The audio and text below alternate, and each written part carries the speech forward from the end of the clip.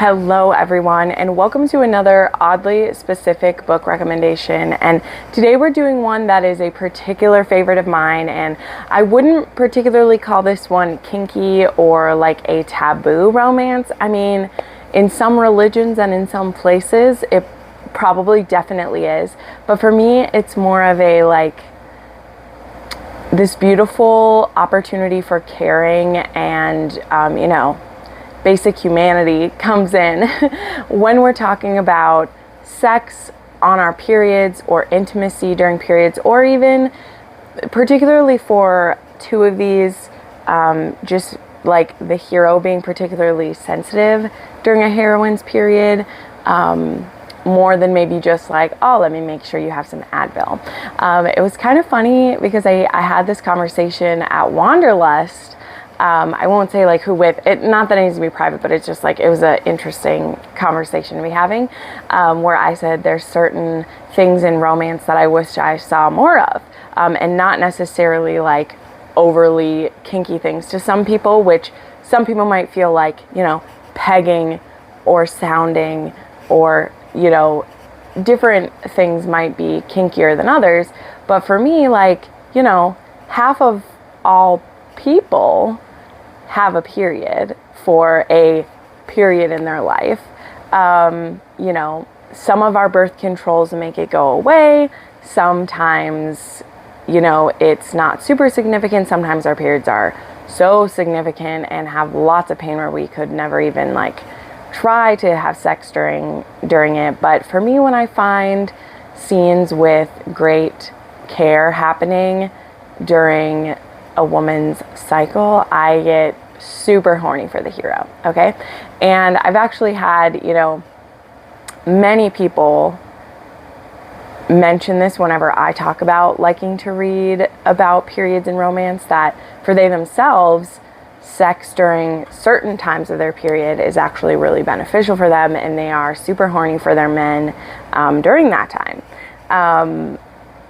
And I just love hearing that. So anyway, that like is enough like weird intro for this. I have 8 recommendations that again are either like there is sex happening during the period, or there is, let's say, a very significant event that happens around the person's period, and I'll explain that when we get to that specific one. And then I do have one rec, which we're going to start this with, that I wouldn't call their sex during a period, but it is after the loss of a pregnancy, and there is a very like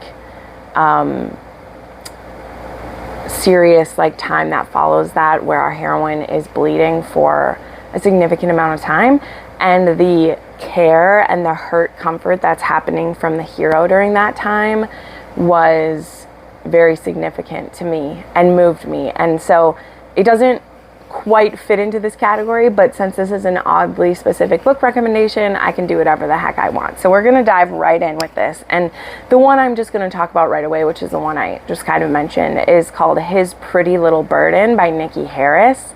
And as I said, by the trigger warning, there is a loss of a pregnancy. And I won't go over the full setup to get us there, since this takes place pretty far into the novel, and it is like spoilers in some aspects, but since said spoilers are around a content warning, I don't feel so bad because the author warns at the beginning that there's the loss of a pregnancy. So like, that it's going to happen. But our heroine is young. Our hero is actually married to his lesbian wife, who is very supportive of him falling in love. Let me just put that out there, because y'all know I don't like cheating in romances, but Nikki Harris got around it for me with this one, and I'm really enjoying it. But as I said, our heroine has this happen, and there's a lot of uncertainty. Of course, there's uncertainty just with the traumatic event she goes through, but also not knowing if the hero will still want anything to do with her. I won't tell you why that is, because again, but there is this very touching scene where in the immediate aftermath, when her body is, dealing with the trauma it's been through, that the hero just literally sits with her in the shower and is tenderly like petting her and loving her and reassuring her that she's not any less in his eyes. And it's so beautiful, and it leads to some revelations for him and for her between them that just really made this for a winner for me. And this book does have a partial cliffhanger. I mean, this is book 4 in a series to begin with, so there's that. But for me, I felt very secure in the romance by the end of this book. There's just still a lot left to go. This was my first ever Nikki Harris, and this one really hit me. So one other one, well, there's a couple other ones, so I won't say one other one. Another one that there isn't necessarily sex that happens in this period scene, but there is some pleasure that's given, as well as the hero being very reverent about her period, and that is in Lessons in Sin by Pam Godwin. So this one is a taboo, forbidden romance between the headmaster of a all-girls Catholic school and an 18-year-old student who's being forced to go to this school because her mother is going to force her into an arranged marriage, and she wants her daughter to be kept pure and virgin and all that goodness. And little does this mother know that she's maybe put her daughter in a position to be more debauched than she ever would have expected. So this is a standalone that fits into the Midnight Dynasty.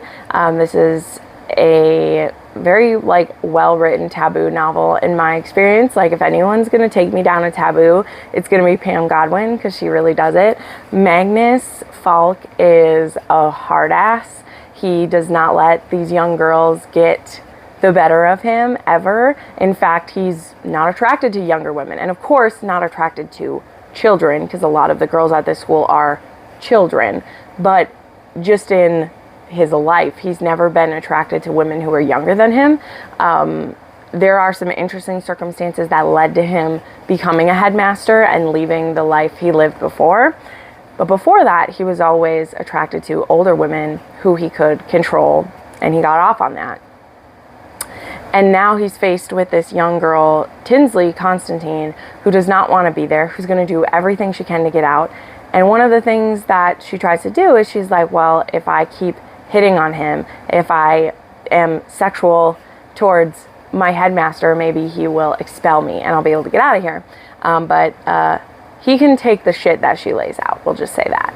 But there's a scene a good way into this book that I literally have it marked. It happens dead center of this book, where there's this Christmas ball, or not a ball, but a dance, where the all boys school is able for the girls are able to meet with and they have this chaperoned dance, and Tinsley is meeting face to face with the young gentleman that her mother is going to marry her off to, and they're dancing together.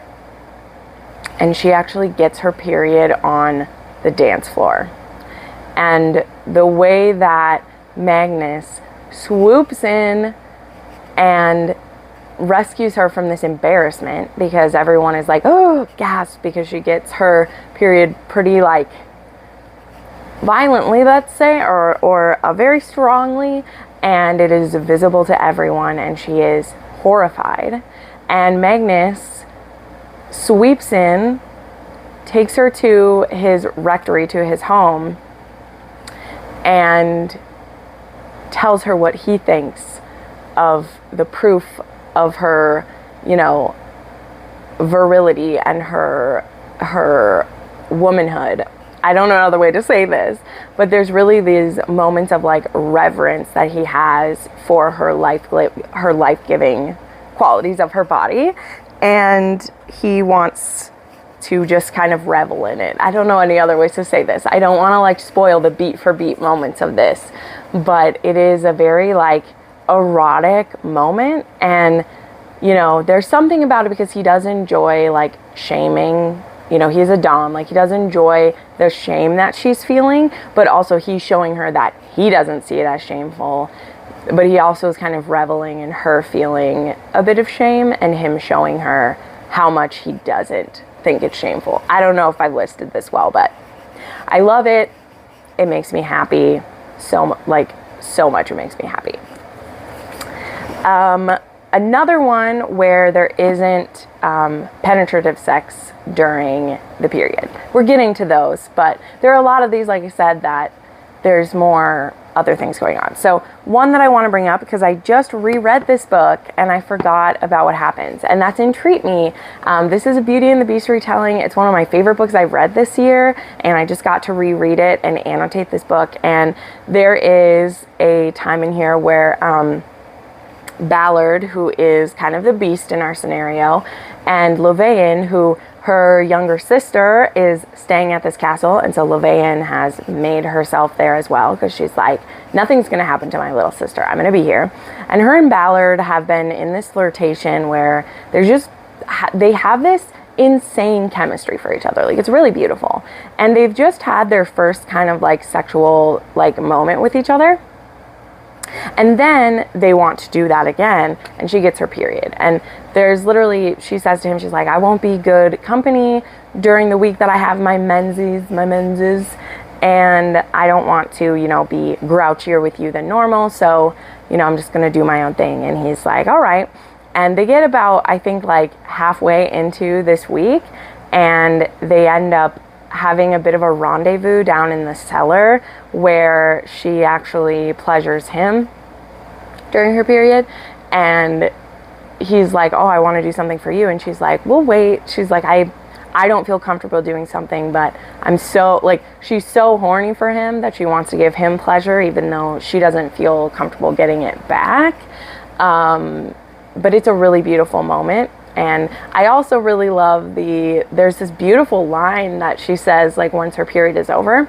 Grace Draven writes an extremely, like, sexually bold and possessed woman in this book. And I just haven't read a lot of fantasy characters like Levain, and I just love this about her. And when her period is over, she has this line, she goes up to him and she's like, my body is mine again, and I want you right now. And I'm like, girl, like, Levain was the one bringing the dirty talk in this one, I will just say. So I really love Lou and Ballard, and this book just made me sob again, like, in the best way. There's some lines at the very end of this book that are beautiful, and it had some great, like, period positive things. And it is definitely made clear too by Ballard that he would absolutely still have sex with her if she wanted to do it. It's more of like, she doesn't feel comfortable with it, so they don't. But I love it. It's beautiful. Then we have Last Light by Claire Kent. So this is a dystopian novel. It's one I highly recommend. Claire is actually writing more books that spin off from this right now. So this was like a standalone that she wrote that is like I said, it's like a post-world ending moment. So it's like end of the world. And this is an age gap between Travis and, I always forget her name, so I can't remember it, but Travis and the heroine. Yeah, I don't remember her name. But they're traveling together. And now our heroine, she hasn't had a period in like quite a few months because she's been malnourished and been in very stressful situations. And we do know that that's something that can fuck with you internally. Like, our periods can be very fickle. And there is a point in this book where her and Travis have had sex for the first time. And so she's finally convinced him that, like, you're not taking advantage of me. I'm horny too, just because I haven't had sex before, because I didn't have a chance before everything happened to the world. It doesn't mean that I'm like saving it or anything. And he doesn't want to be taking advantage of her because, like, obviously she does depend on him a lot for her safety. So she doesn't want to be getting this in exchange. Anyway, point being, Travis is a gem, okay? All of Claire Kent's men are ooey gooey. They're scary on the outside and just ooey gooey on the inside, and I love it. And so they have sex for the first time. And so, like, he knows that there's some blood on him afterwards, and he, like, gets up to go to the bathroom. And when she gets out of bed the next morning, she has gotten her period for the first time in a long time. And so just a lot all comes out. And so she gets out of the bed And Travis is like, holy fuck, why didn't you tell me I was hurting you so bad? So the poor man thinks that his dick killed her, okay? And I can't remember if she makes a joke for it or not, because she's cramping quite a bit after this. And, but she's like, your dick is not that powerful. Like, I'm getting my period. And he's like, oh my God, like, thank God, but also like, oh my God, that's horrible.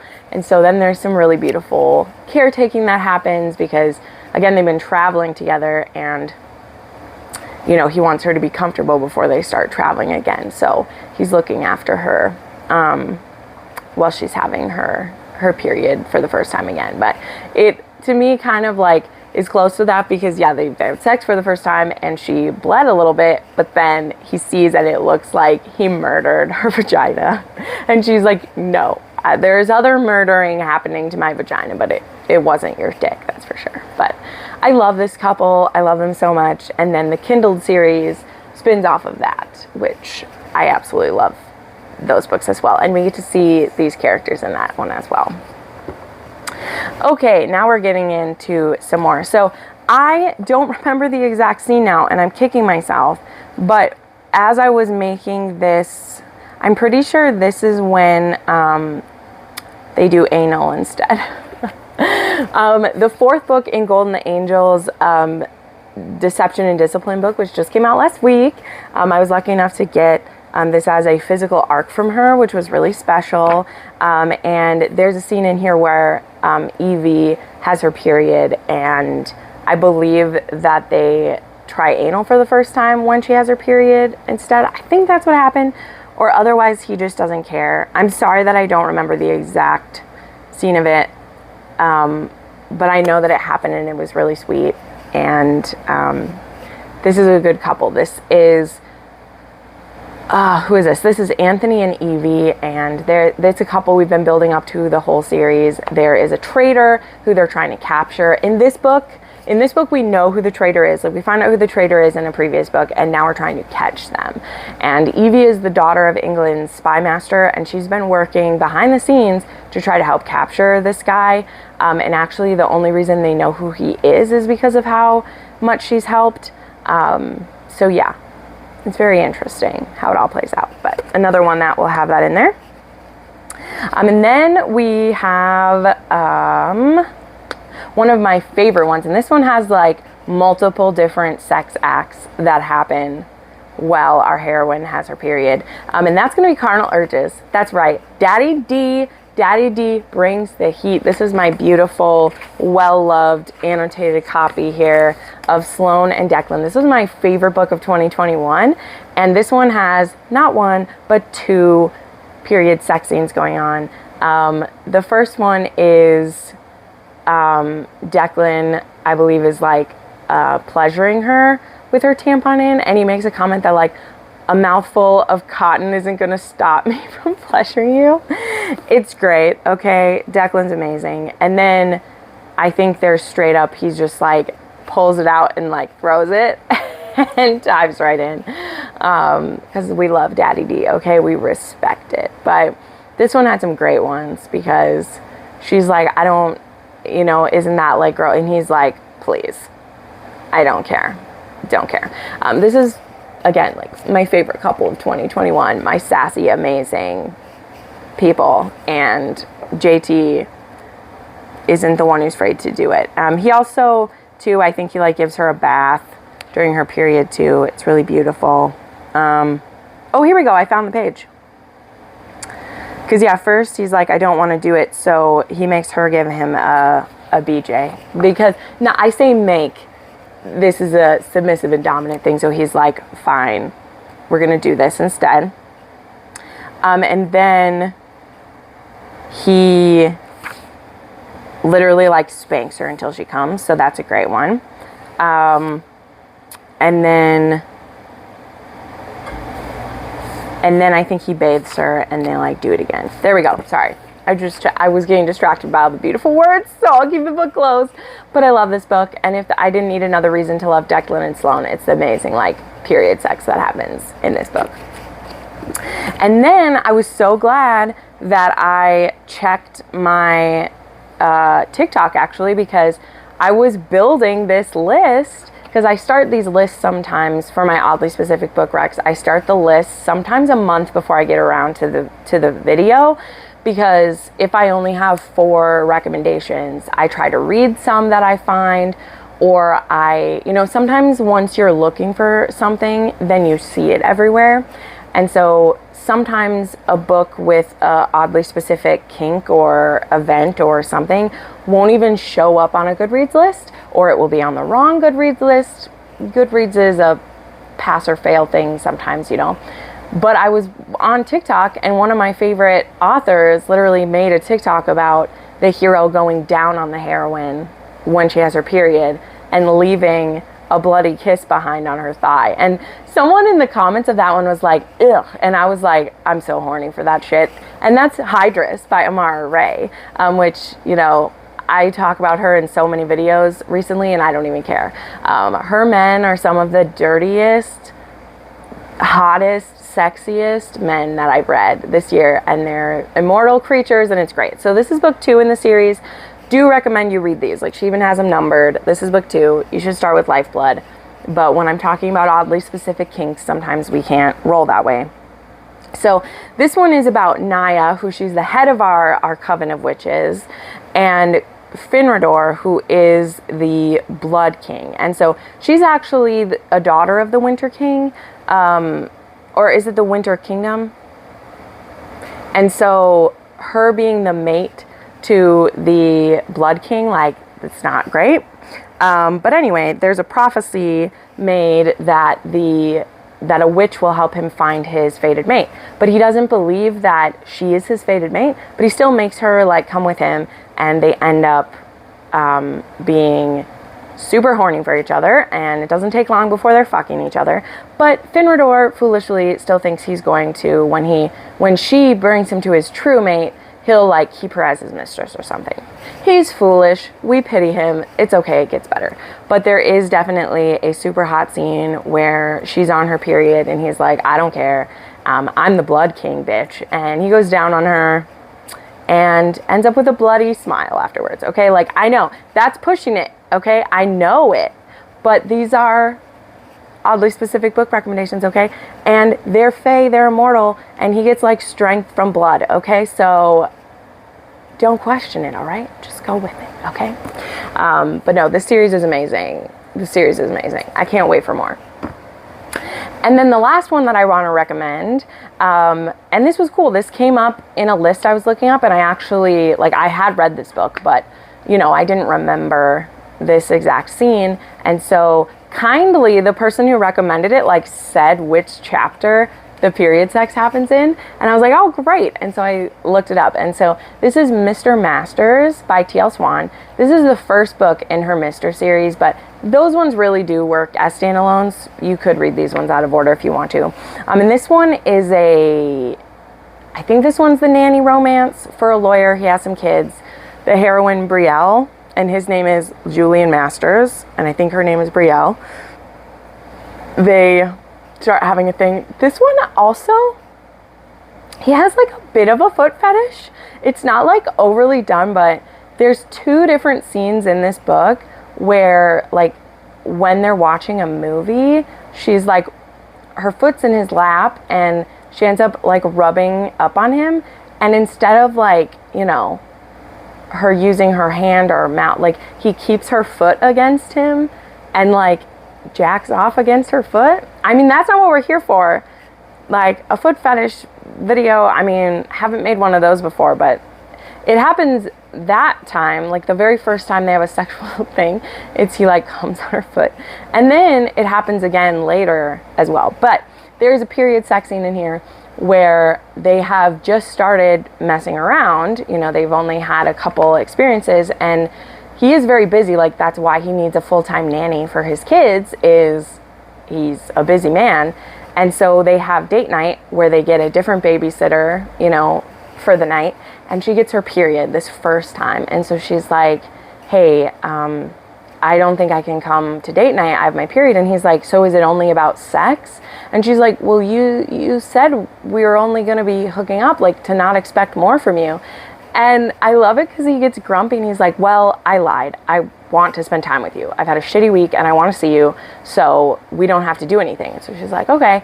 So they just go to one of his other homes and they're like watching a movie, and they end up fooling around, and literally they're both like naked except she's still wearing her panties, and he's like rubbing up on her and he's like, I am so hot for you, like I want to do it. And she's like, Julian, that's just like a little too intimate for me to have sex on my period. And he said, like, granted, you know, she's pushing back, I understand, but what he says next totally breaks her, and it broke me too.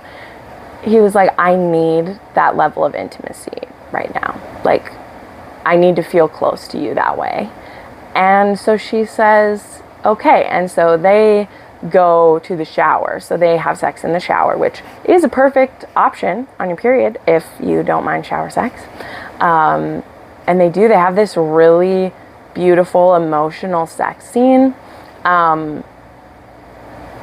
that they haven't had that experience yet. So it was really beautiful. And I enjoyed it. You know, TL Swan, she does get us sometimes, guys. She does. So, all right. Well, those are the 8 books that I'm recommending that have period sex or love scenes around sex or a very thoughtful hero during sex. I do believe someone mentioned one to me that I think it's Always Only You, or I know one of Chloe Lisa's, there may be one as well. Maybe one of you knows which one I mean. But if you have read others of these, I would absolutely love for you to tell me. I know there's more that I've read, but they haven't showed up on any lists. And then, you know, it's too hard for me to remember. But I know I've read more. So if you've read these, if you enjoy that, or even if you don't, but you're like, oh, it had this in it, please leave that down below. I would love to see it. So thank you so much for watching this video. Let me know if there are other oddly specific book recommendation videos you'd like to see, and I will try to make those happen for you. Thank you so much for watching, and I'll see you next time. Bye.